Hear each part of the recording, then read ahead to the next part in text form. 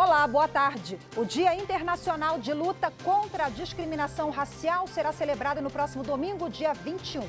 Uma data importante para refletir sobre o tema, já que 54% da população brasileira é negra, de acordo com o IBGE, e ainda assim a maioria das pessoas é vítima de preconceito. A discriminação racial também é tratada pelo Poder Judiciário brasileiro, que tem se empenhado cada vez mais em enfrentá-la nos tribunais de todo o país.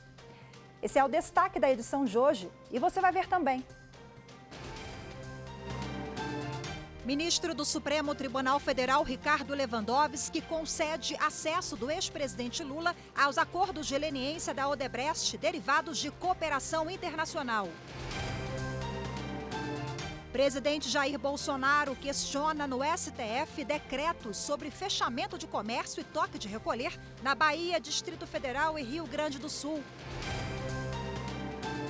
E ainda, na reportagem especial sobre os 130 anos do Supremo Tribunal Federal na era republicana, você vai ver que nas sessões de julgamentos existe um rito a seguir. A sequência das cadeiras dos ministros, baseada na antiguidade, também influencia na hora de votar.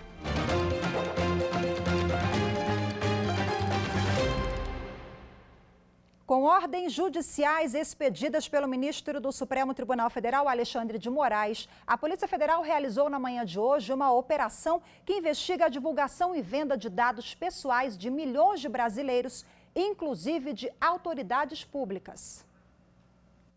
Os policiais cumpriram 5 mandados de busca e apreensão e um de prisão preventiva em Petrolina, Pernambuco, e Uberlândia, em Minas Gerais.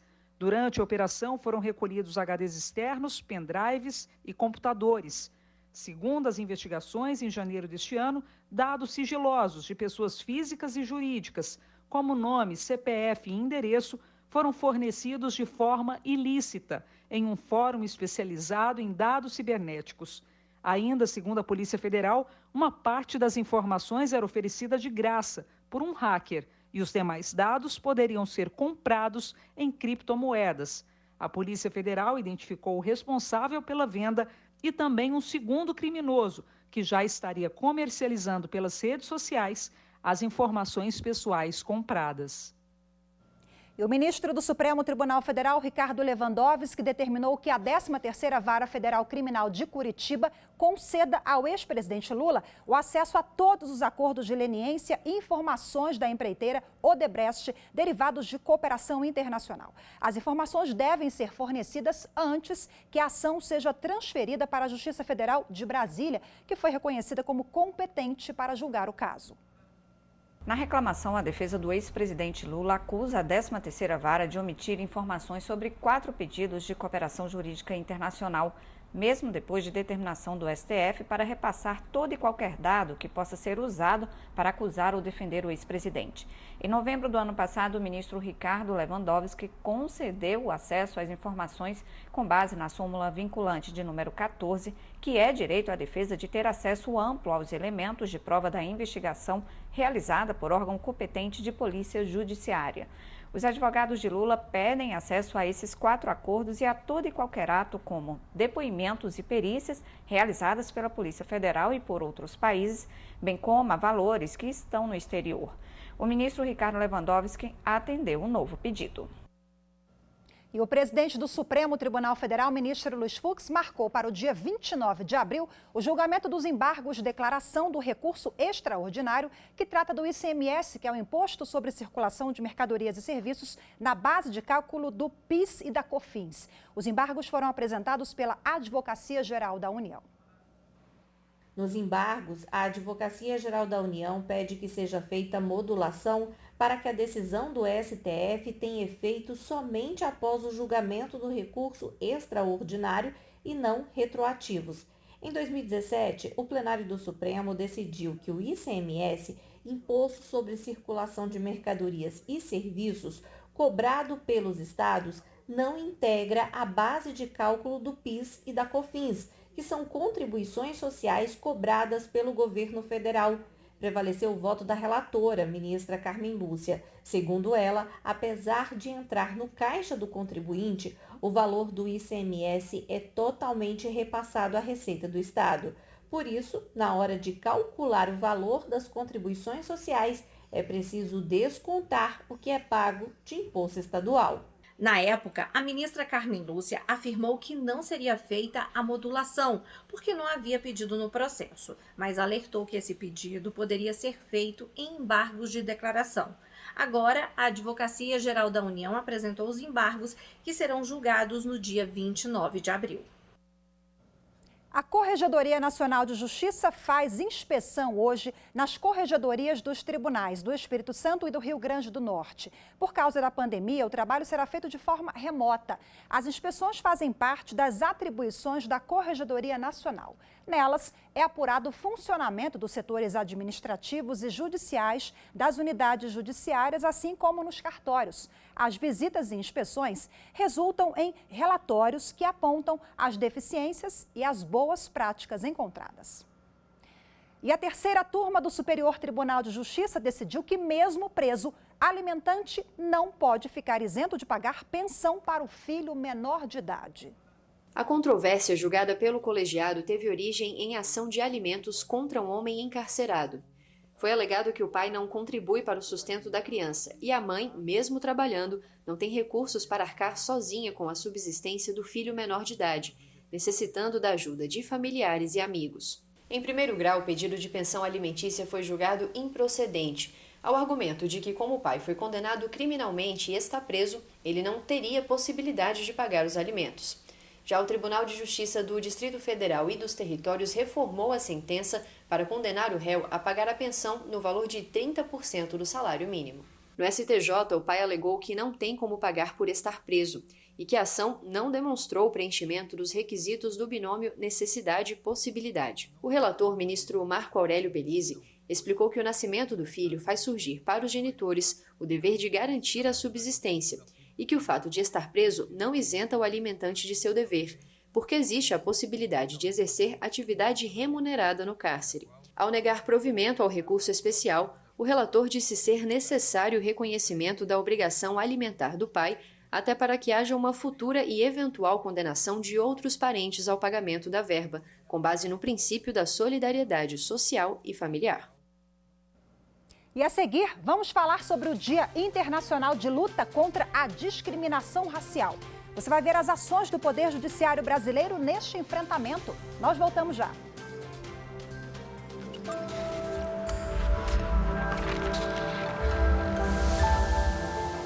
A Constituição é fruto da organização e da luta popular que a fez ser cidadã após um período ditatorial no Brasil.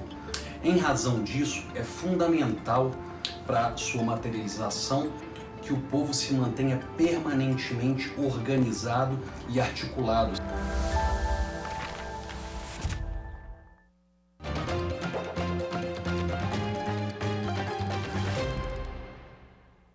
No próximo domingo, dia 21, será celebrado o Dia Internacional de Luta contra a Discriminação Racial.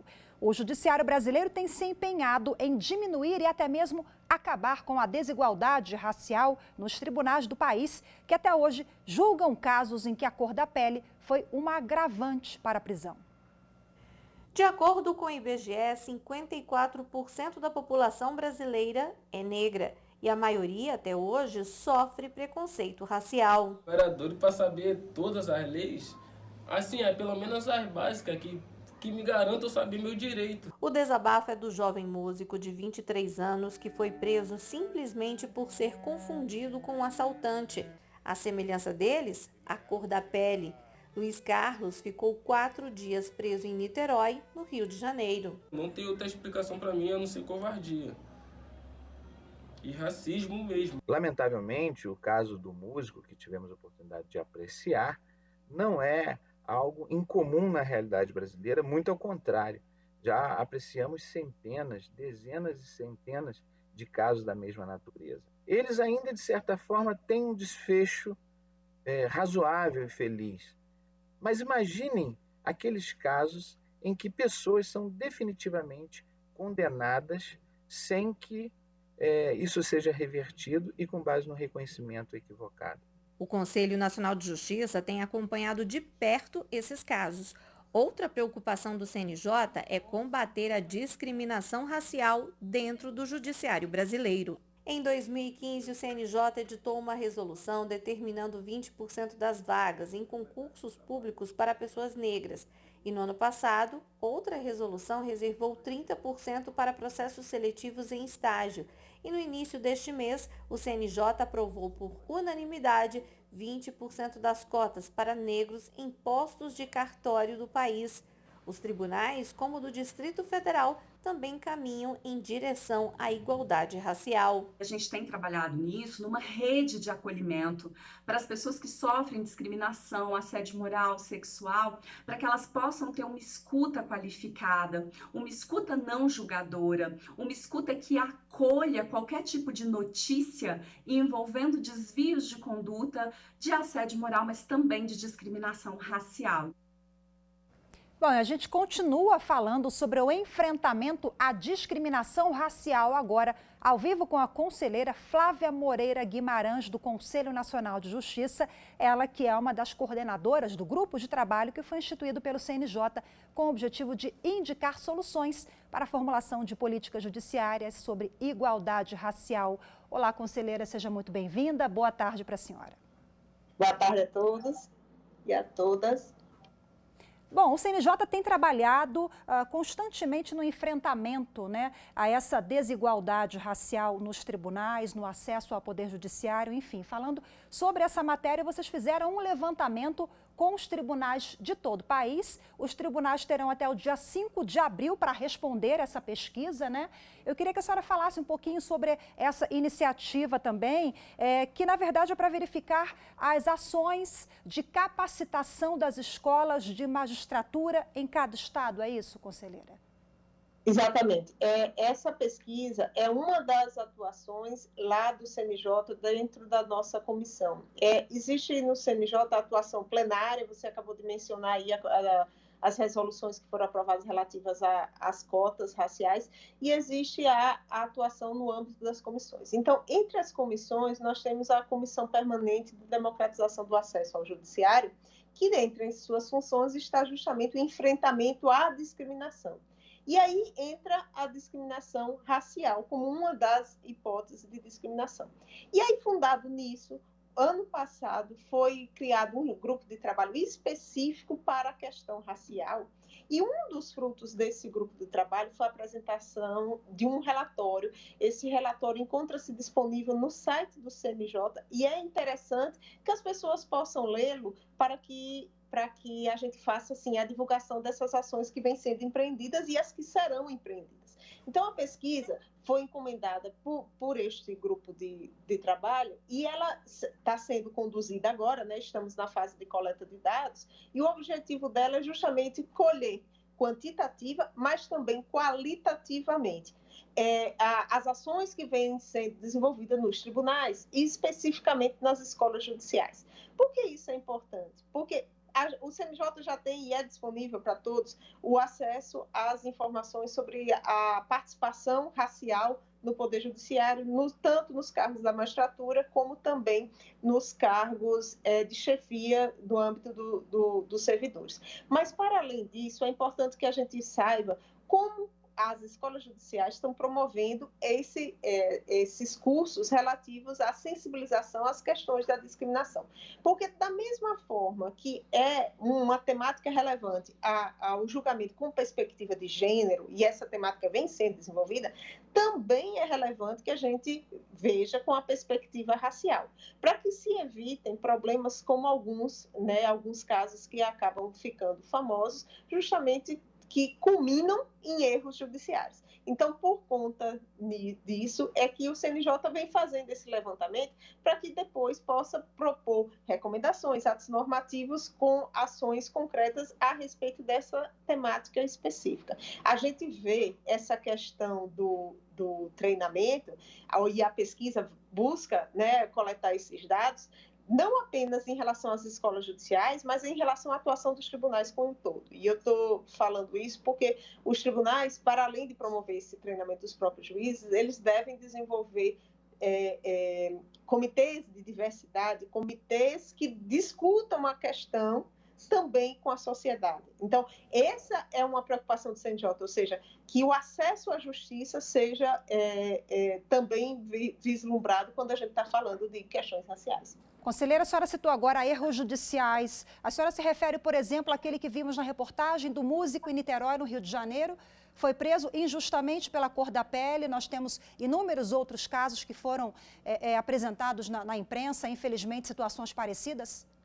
Exatamente. Quando a gente fala em erros judiciais, são hipóteses que não deveriam ter ocorrido, devem ser apuradas, e por conta disso é necessário que, para que não ocorram novos erros, né, é importante que haja toda uma preparação dos próprios tribunais, do seu corpo de juízes, do seu corpo de servidores, que possam atender adequadamente os anseios da sociedade. Porque se a gente vive num Estado democrático de direito, num Estado em que a própria Constituição Federal assegura o respeito às diferenças e a necessidade de enfrentamento às discriminações, o Poder Judiciário ele está aqui para justamente para atender esses anseios da nossa sociedade e do nosso Estado Democrático de Direito. Daí a atuação fundamental desse grupo de trabalho, ao qual a senhora coordena. Parabéns pela iniciativa. Depois vamos voltar aqui para a gente conversar um pouquinho sobre os resultados, né, dessa pesquisa. Muito obrigada pela entrevista. Boa tarde, conselheira. Boa tarde.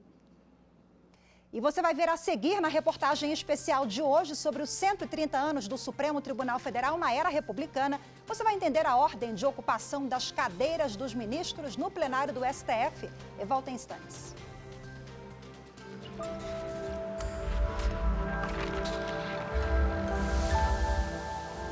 A nossa Constituição Federal, promulgada em 1988, ela contou com a colaboração de várias classes sociais na sua elaboração.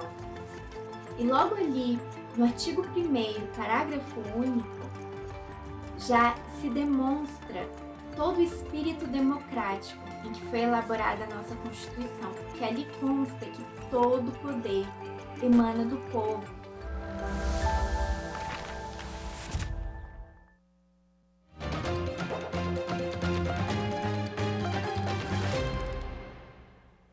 O presidente da República, Jair Bolsonaro, questiona no Supremo Tribunal Federal os decretos da Bahia, do Distrito Federal e do Rio Grande do Sul, que estabelecem medidas restritivas no combate à pandemia da Covid-19, como o fechamento de atividades não essenciais e o toque de recolher noturno.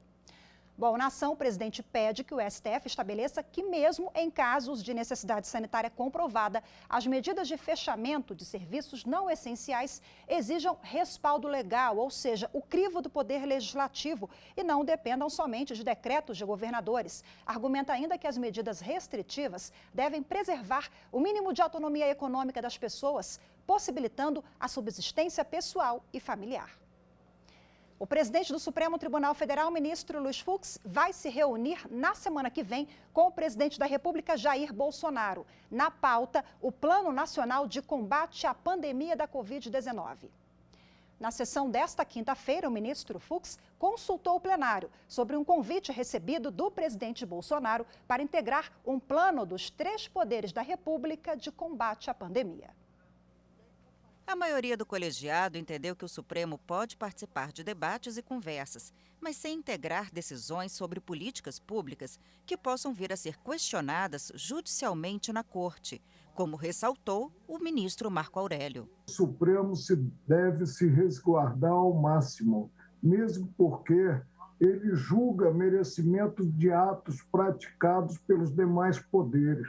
Com essa ressalva, os ministros aprovaram a participação do presidente Fux em conversas institucionais para tratar do tema. O Supremo Tribunal Federal, assim como os 2 outros poderes da República, o Legislativo e o Executivo, eles devem, nesse momento, dar as mãos, se unir numa condução de união do país, união federativa, e o Supremo tem um papel importantíssimo nisso, obviamente, sem participar de comissão, sem participar de normatização. O fato do tribunal vir depois a julgar questões correlatas não é empecilho para que o judiciário possa até mesmo sinalizar caminhos possíveis nesses diálogos institucionais. é o equilíbrio entre não cruzar os braços e não cruzar a linha dos seus respectivos poderes. Com o aval concedido, o presidente Fux se comprometeu a apresentar o resultado da reunião ao colegiado. A liturgia é a ordem e a forma de como é realizada uma cerimônia. E nas sessões de julgamentos do Supremo Tribunal Federal, juízes, magistrados, membros do Ministério Público, advogados e até o público têm um rito a seguir. Uma tradição que se mantém com o passar dos anos.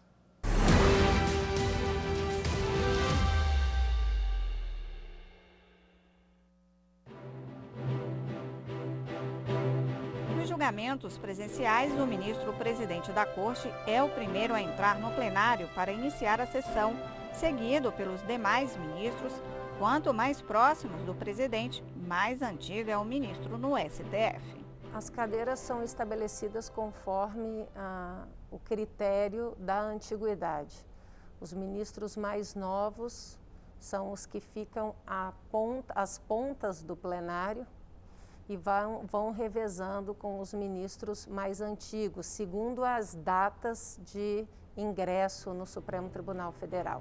E a posição dos ministros a partir do presidente, do decano até o mais novo, é em zigue-zague.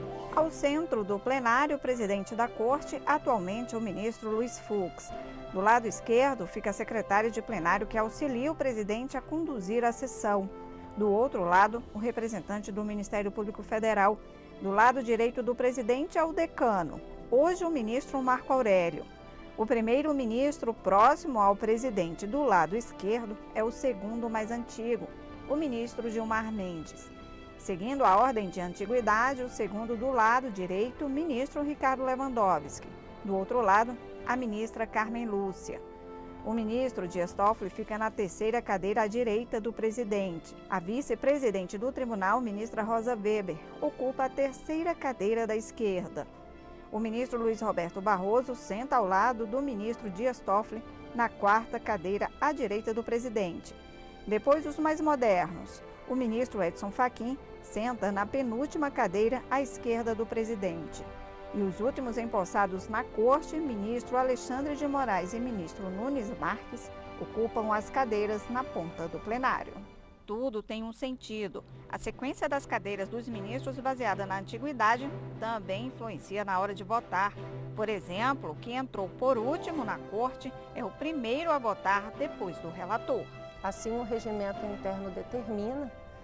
É, portanto, um desafio para o integrante mais novo da corte, porque ele precisa se debruçar muito profundamente na medida em que ele será o primeiro a exteriorizar o seu voto. O decano é o último ministro a votar e depois o voto finalmente do presidente. O ministro mais moderno ele vem para puxar uma sequência de votos até chegar no ministro mais antigo. Então, a gente tem uma doutrina que diz que o ministro mais moderno ele não é influenciado pelo mais antigo. A disposição das cadeiras dos ministros e até mesmo o lugar das taquígrafas, que registravam os julgamentos à mão, tudo está exatamente como há 60 anos, quando a corte foi transferida do Rio de Janeiro para Brasília. As taquígrafas elas trabalharam aqui no plenário até 2008. Depois, nós tivemos um grande avanço na tecnologia e o Supremo também começou a se modernizar. Então, como nós já tínhamos a TV Justiça, utilizaram as câmeras aqui do plenário para fazer um processo novo chamado de degravação. Então, não foi mais necessário a presença das taquígrafas fisicamente aqui dentro do plenário. O Supremo Tribunal Federal foi tombado historicamente em 1987 e, por isso, a disposição dos móveis e do acervo não pode ser modificada. Mas isso não impede que o STF se modernize para tornar o atendimento judicial cada vez mais célere. Nesta que será a primeira corte 100% digital do mundo, destaca-se o Supremo Tribunal Federal.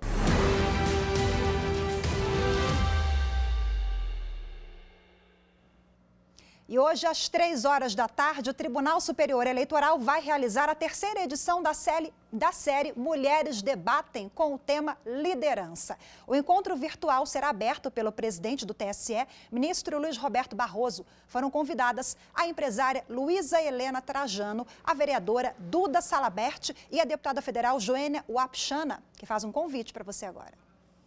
Olá, eu sou Joênia Wapichana, primeira mulher indígena formada na Faculdade de Direito, me formei na Universidade Federal de Roraima.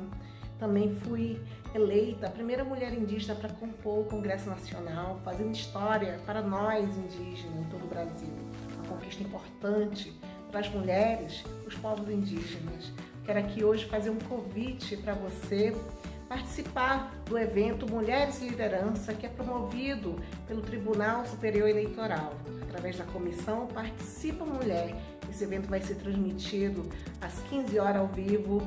Conto com você, porque é importante conhecer as nossas mulheres no país todo, que tem história muito bonita e uma atuação na defesa dos direitos humanos.